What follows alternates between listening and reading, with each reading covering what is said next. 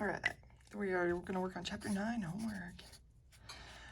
Okay, so feel free to use this as you need it. Essentially, we'll just kind of go through almost all the homework problems. If there's some that are repetitive, I won't do them twice. You can watch the video again and see and get the general idea of how it goes, and maybe lecture kind of in the way. So, all right, so it says calculate the H plus, ClO4 minus, and OH minus concentrations in an aqueous solution that is 0.175 molar of HClO4. Now we should recognize HClO4 as a strong acid. Just as a reminder, we got HNO3 is a strong acid, HClO4 obviously is a strong acid, H2SO4. And then on the periodic table, if you go down, we have Cl, Br, and I. Clubbery, I don't know, however you want to remember that, but HCl, HBr, and HI. Are all strong acids. So it's good to recognize these, memorize them, and you should just know them. And what this means is that these are going to quote unquote completely dissociate when you put them into water. And we'll realize soon enough that at higher concentrations, as we increase the concentration, they actually dissociate less and less, meaning they break apart less and less. All right, so if we have 0.175 mole per liter of HClO4, so we take some HClO4, when we throw it in water, what happens? We're going to draw a one-way arrow because we're going to say it's going to completely dissociate. It's not going to be in equilibrium with something. It goes into H plus ClO4 negative. Remember that an acid's giving off H plus. So if this started off at 0.175 mole per liter and we didn't have anything here or here, after some time we say again it completely dissociates. So we over here will gain 0.175 mole per liter here plus 0.175 mole per liter there, and of course we'll lose 0.175 mole per liter over here to gain those two. So at equilibrium, essentially we have 0.175 and 0.175. So to calculate our H plus concentration, we already did it. It's going to be 0.175 for a strong acid. Our ClO4 negative concentration will also be 0.175. Now the next question is our OH minus concentration. So to calculate our OH minus concentration, just remember that for water, when it breaks down H2O, we're going to get H plus and OH minus. And our Kw equals our H plus concentration times our OH minus concentration. Kw is 10 to the negative 14. And we're setting that equal to our H plus concentration, which is 0.175, times our OH minus concentration, which is what we are solving for. So if you take 10 to the negative 14, and we'll go ahead and divide it by 0.175, you will find out that our OH minus concentration is equal to 5.7 times 10 to the negative 14. In other words, a very, very small amount of this is OH minus. All right, that's question 1. All right, question number 2.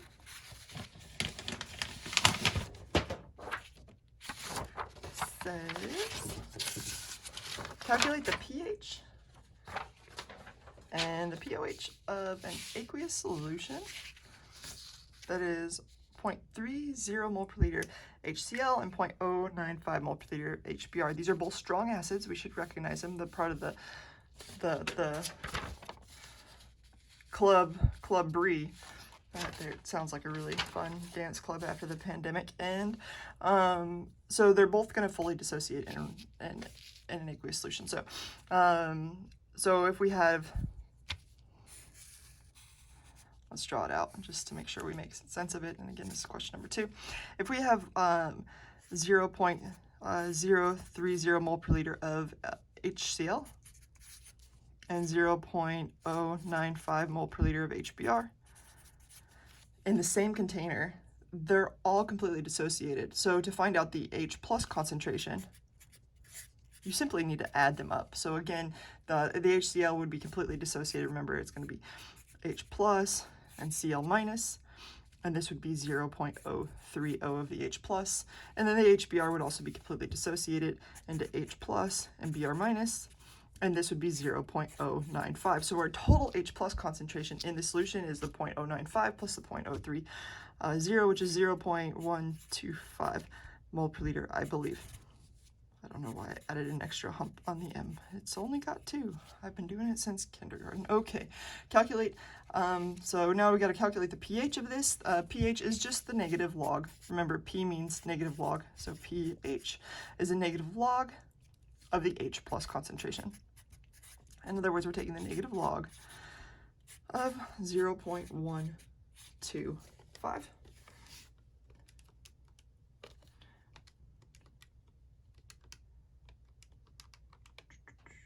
And we get 0.903 as our pH for the solution. The next question I said was, what is the pOH? And this should make sense, right? It should be pretty low. We've got 2 strong acids in there.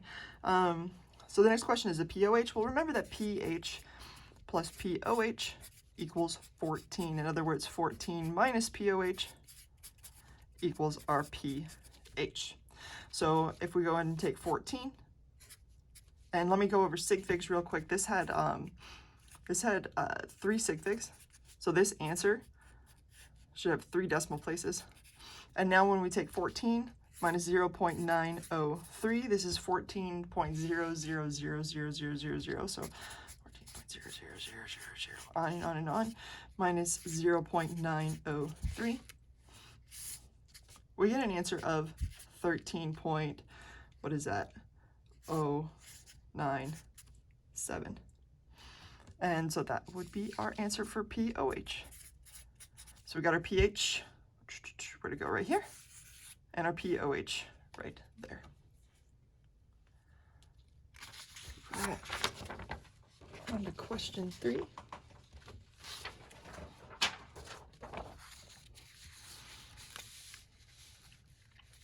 Which says the measured pH of a 0.400 HBr, hopefully I'll erase that second HBr before I post this, solution at 25 degrees Celsius is 0.505. It says to calculate the coefficient, the activity coefficient for H plus of this solution. So whenever you're asked to use activity, so until now we've been saying, okay, pH equals the negative log of the H plus concentration, right? But whenever you're specifically asked to use activity, that means that you're going to have to use activity in place of concentration. In other words, we're going to be taking the negative log of the activity, which is like this really fancy looking, I'd never really draw H plus, fancy looking A with a little subscript to denote what you're talking about. All right, so if you remember from, I want to say chapter 8, we talked about activity. Activity is equal to the concentration of something times its activity coefficient, which we're gonna denote there. All right, so this is based on the ionic strength of the solution. It's in a table, and we talked about how increasing the ionic strength of something also helps increase the solubility. And so I suggest looking at that table and kind of getting an idea of general trends of how ionic strength changes. And we'll refer to the table here in a couple more problems, so we'll be able to look at it. But for now, let's go ahead and see how we can set this problem up. Again, we know now that the pH, when we're talking about activity, equals the negative log now of the H plus concentration times this activity coefficient of the H plus. Well, the good news is they told us the pH of it. The pH is 0.400. No, it's not. It's 0.505. It says the pH is 0.505 of a 0.400 mole per liter HBr. HBr, strong acid, so we should be excited. Woohoo, we know what happens with a strong acid. It's going to completely dissociate.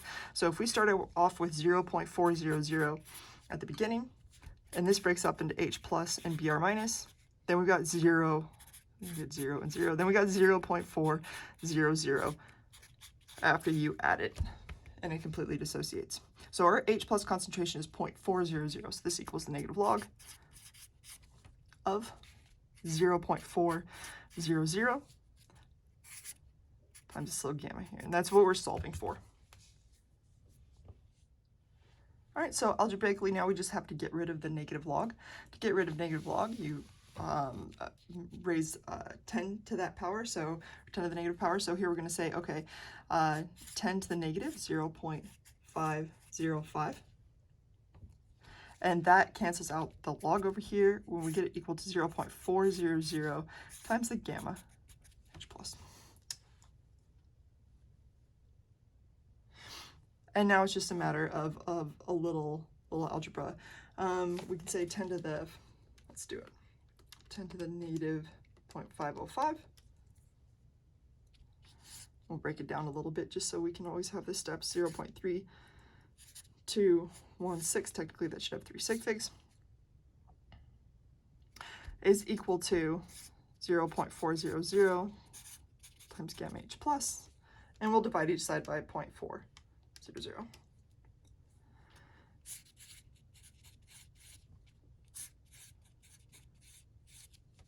And I find out that it is equal to 0.781. In other words, really only about 78.1% of that concentration is active.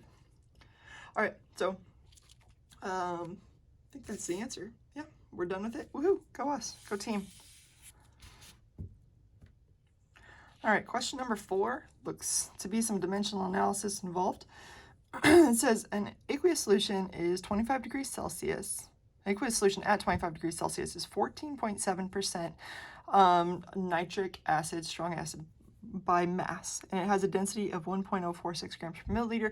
What is the pH? So let's kind of go backwards. It's asking for the pH. So that means it wants the negative log of the H plus concentration, right? Well, that means we eventually have to get the H plus concentration, which is in mole per liter. So we have to find a way of getting this information into mole per liter. Well, it only gives us a percent. So that's going to be a little bit difficult unless we assume we have a certain sample size. So whenever you see percent like this, it really helps to assume that you've got 100 grams of something, because if you got 14.7% of 100 grams, that means you got 14.7 grams, and that's probably the appropriate way to start. So let's say we've got 14.7% would be 14.7 per 100 grams, and this would be an infinite amount of sig figs. So 14.7 grams in 100 grams. Now we just have to find a way to turn that thing into mole and turn that thing into liters. And in order to turn anything from grams into liters, we need to have a density. So that works really well because we're given density of the solution. So we've got 14 grams, 0.7 of this nitric acid per 100 grams of the solution. So I probably should have denoted that. Hopefully that makes a little more sense now. So we got 14.7 grams of nitric and 100 grams of solution. Let's go ahead and turn this bad boy into moles. If we got 14.7 grams of HNO3, if you Google what you'd be able to do, or you add up the mass of a hydrogen, nitrogen, and 3 oxygens, you find out that it's about 63.01 grams per mole. And we already made it to mole town. Woohoo, we got that one done. So now we got mole per gram, and we just need to get this into liters. So I like to go backwards, and you can look up my old dimensional analysis videos to see why. So if this is grams, I'm going to put grams here. I know that there are 1.046 grams per milliliter of solution. And I also know that if this is milliliter, that I got to put milliliter here. But there are 10 to the negative 3 liters in a milliliter. So I'll just take 1.046 times 14.7. And let me do it while I say it. 1.046 times 14.7. Then I'm going to divide by 10 to the negative third, divide by 100, and divide by 63.01. And I get an answer of 2.44 mole per liter. Now we want to kind of stop there because that was enough work already, right? But don't forget that this is just the concentration of the HNO3. But that's okay because this is strong acid, so if we break it down and we started with 2.44, then over here it's going to be 2.44.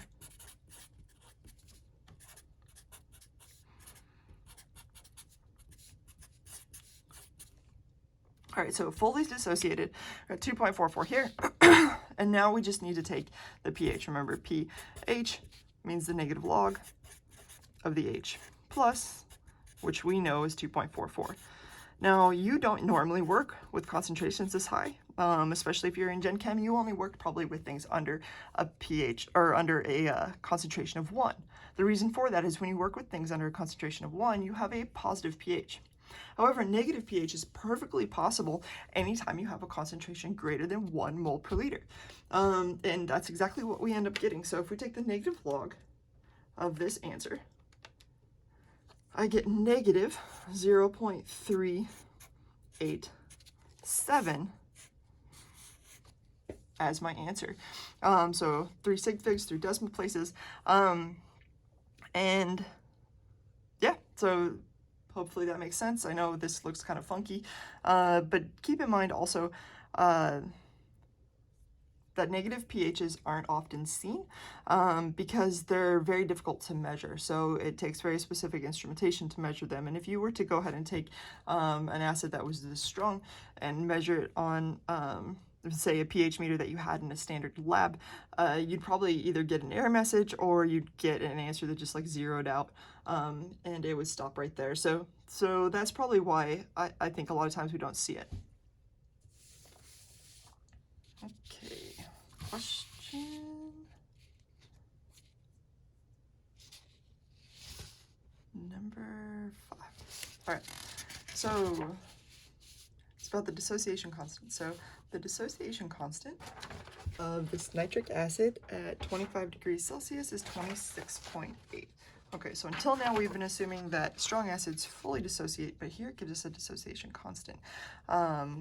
Or in other words, our equilibrium constant, Ka. And it says, and it should be big. We should expect it to be big because nitric acid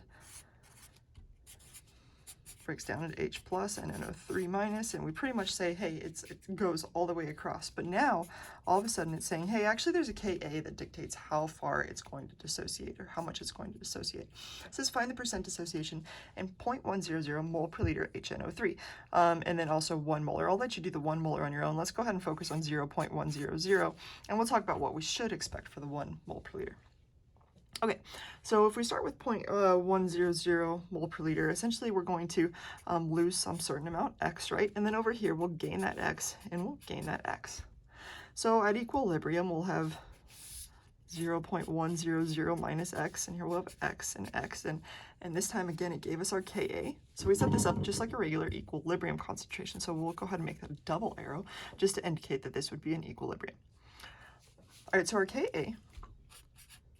is 26.8, and it's going to be equal to our products over our reactants, our H plus our NO3 negative, all over the concentration of our HNO3. So almost all of it we should expect to be broken apart, and maybe a little bit of it stuck together over here with the HNO3. In fact, as you add more and more of HNO3 to water, so if we have a whole bunch of this HNO3 over here, it's not as much can break up because there's not a lot of space for it to spread out. So some of these guys get kind of stuck together, and that's why we have an increase in concentration over here as we get higher concentrations. All right, so now we're just kind of plug and chug for a bit. I'm going to go ahead and move this all the way down here. We'll say our Ka equals, or I don't know why I'm saying Ka, 26.8 equals H plus times NO3 minus, which we will now replace with x. In other words, we have x times x over, and our HNO3 is 0.100 minus x. All right, so generally speaking, we have assumed that this x is really small, right? And that's because we have equilibrium constants that are very small, and things are, for example, sparingly dissociated. However, we know that this x is going to be big, right? Because it's a strong acid, so we should expect this to be almost 0.100. So that's not something that we can ignore. We have to do the quadratic equation, woo-hoo-hoo, unless you have a TI-89, in which case I suggest you use it or Google, because life's too short to do the quadratic equation. Don't tell anybody I said that. All right, so let's go ahead and put this together. This is going to be x squared over 0.100 minus x. And if you remember the quadratic equation, it's where you have something like ax squared plus bx plus c equals 0. And then you can use that whole equation, which is, gosh, what is it? I should probably know it. I think it's that our x here is going to equal negative b plus or minus the square root. I always make that square root too small, so I'll do that. Square root of b squared minus 4ac all over 2a. And there will come a day where you forget this, like I did right now, I promise, and it's going to be a good one. All right, so now let's go ahead and set this equation up so that it somewhat resembles this. And I'm going to go through all the steps because I think a lot of times people maybe miss this in earlier classes and you just never maybe wanted to put it together. Okay, so we have 26.8 equals x squared over 0.100 minus x. So what I'm going to do is I'm going to take this, I'm going to move it over to this side and distribute that 26.8. So let me break it down even slower. We'll do 26.8 equals 0.100 minus x is equal to x squared. Now, like I said, I'm going to distribute this out. So we'll have 26.8 times 0.100 would be 2.68. And then, so put that there, and then minus 26.8x is equal to x squared. And now our objective is to get everything with zeros. I like to start with the x squared, so that's why I'm actually going to move everything to the other side this way instead of having to worry about a negative x squared. So move everything over here. To do that, let's first, we'll add this 26.8. And then we'll subtract that 2.68.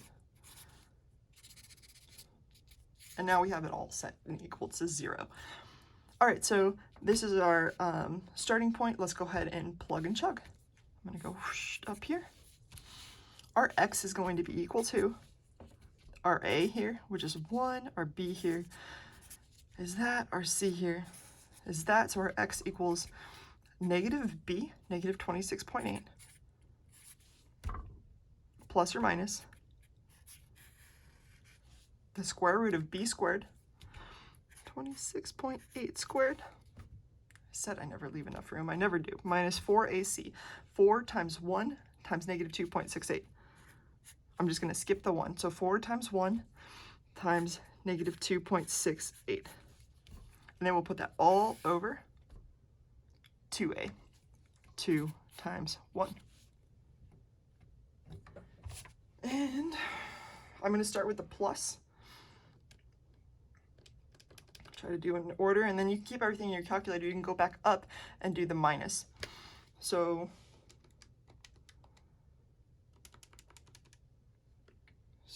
let's see. X equals.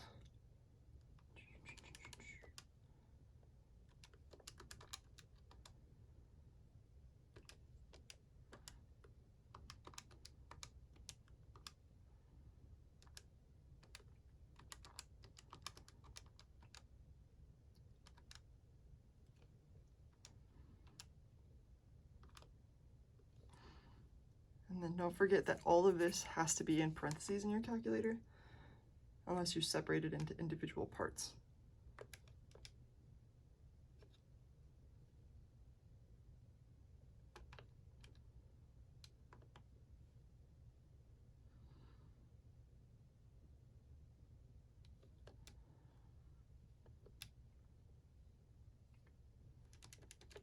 Okay. And I get x is equal to 0.0996, and that should make really a lot of sense because we had already assumed that x would be really close to 0.1 because it's a strong acid, it should be completely dissociating. All right, so if we go back now and think about it, we started off with 0.100. And we lost 0.996. In other words, we lost 99.6% of this. So that's actually how you figure out the dissociation. You think, okay, how much did you have minus how much did you lose?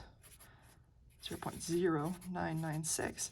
And then you say, what did you lose? Divide it by what did you originally start with. So what percent is what we lost compared to what we started with? So 0.0996 divided by 0.100 tells us 99 0.6%, which I should keep in decimal, it's just the way I think, I'm sorry. 0.996 would be our dissociation constant, or the amount of dissociation that occurred in this problem. So now what should we expect if this had been 1 mole per liter? Well, when you have 1 mole per liter, and we kind of talked about it already, but I'm going to draw it out. So here we have HNO3, we've got some H plus, NO3 minus, this is going to be our 0.100, and this will be our 1.00 mole per liter, which was the next problem that we could have done. So in the 0.1, they're spread out, right? There's lots of space. There's less HNO3, so they can have more space to spread out. But here in the 1 mole per liter, we start getting really close. And what happens is as they get close, they start to stick together a little more. So we should expect that alpha here should be bigger, the 0.996, but alpha here should be smaller because they can't dissociate quite as much and they get pretty stuck together. So I hope that helps give you an idea of what to expect. Okay.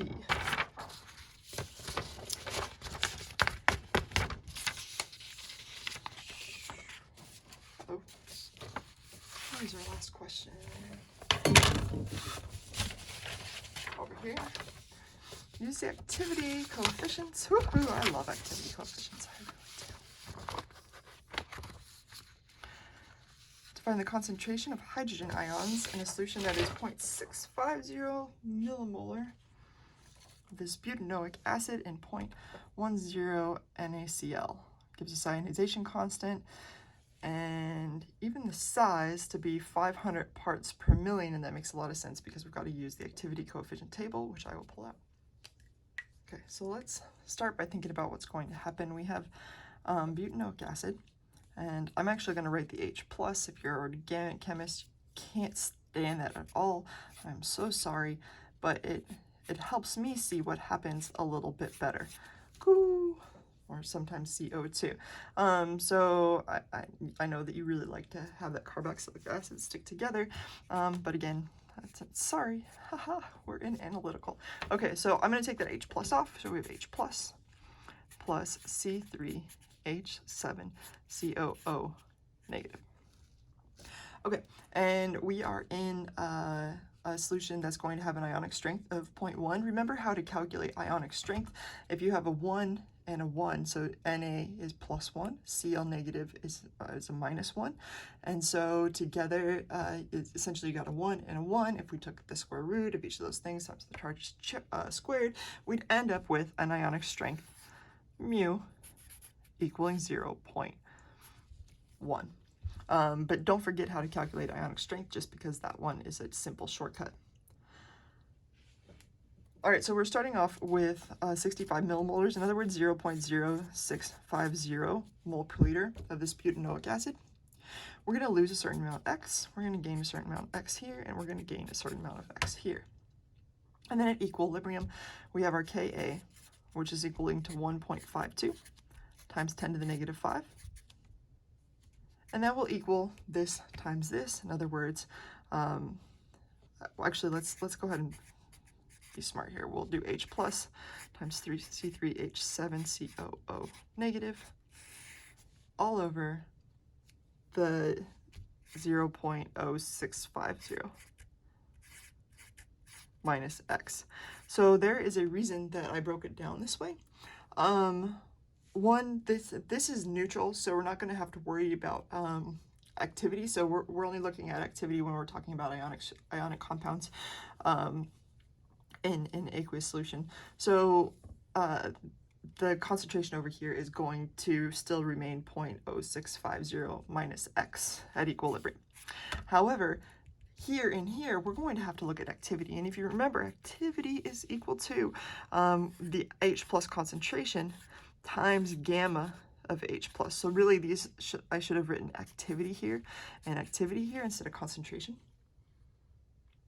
And then the same thing with this. I'm going to call this whole thing, I'm just going to call it Bu, even though it's the anion.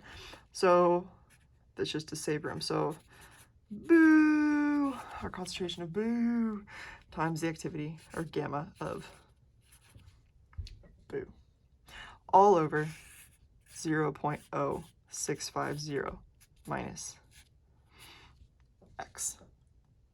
Okay, now we can replace this H plus and that boo with x.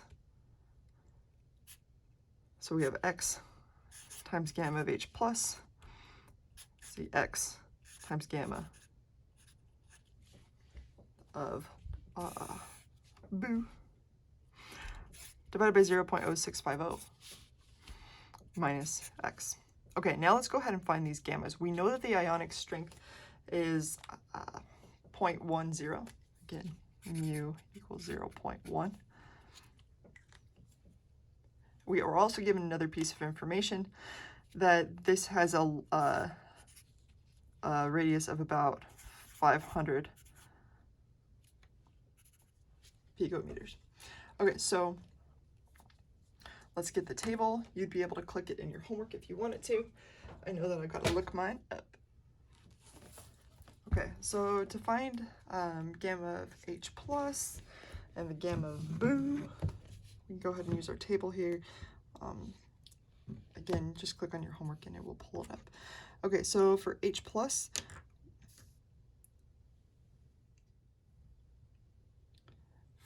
for the 0.1, which is all the way over here, we're looking at about 0.83, so that would be our H plus.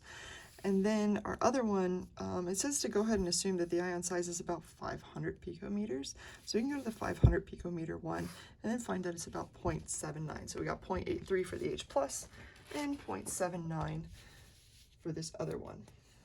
So again, this is going to be 0.83 and this one's going to be 0.79. All right, so what this whole thing gives us is that we've got 1.52 times 10 to the negative 5 is equal to, I'll take these x's and I'll put them together, x squared times 0.83, which would be this gamma, times 0.79, which would be the other gamma, all over 0.0650 minus x. And I just realized that in the last problem I didn't do the negative quadratic equation part. If you happen to watch that one and now we're watching this one, the reason I didn't is because it's negative, and we're not going to have a negative concentration, and that is why I did not do that one. All right, so so you can do a quadratic equation here. Use your TI 89. Again, we're going to not assume that x is small here, and what we end up finding for x is that it equals 0.0012.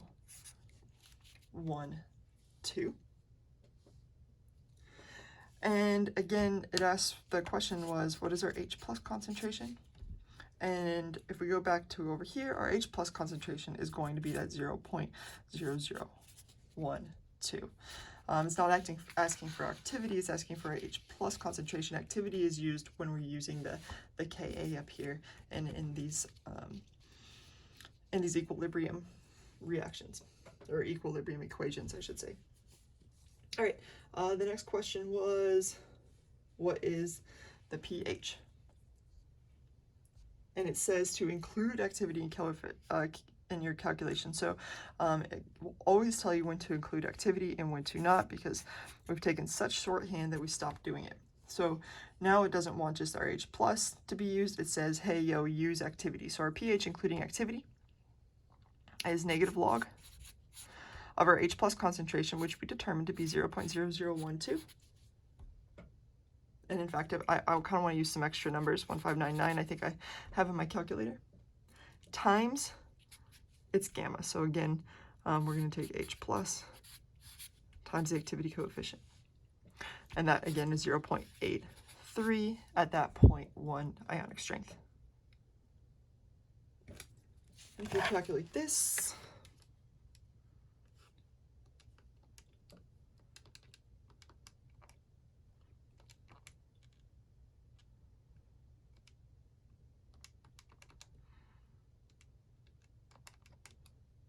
you find out it equals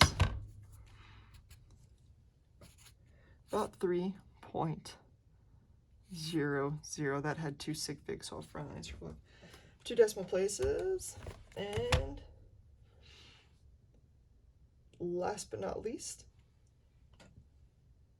it asks for our fraction of dissociation of butanoic acid. Well, we know, so we got our H+, then it asks for a pH. Now it asks for a fraction dissociation.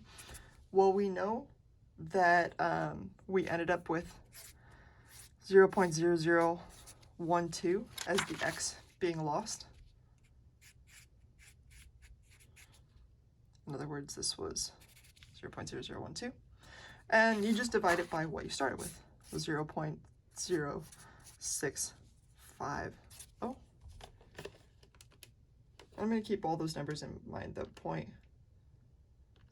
0.121599 divided by 0.065.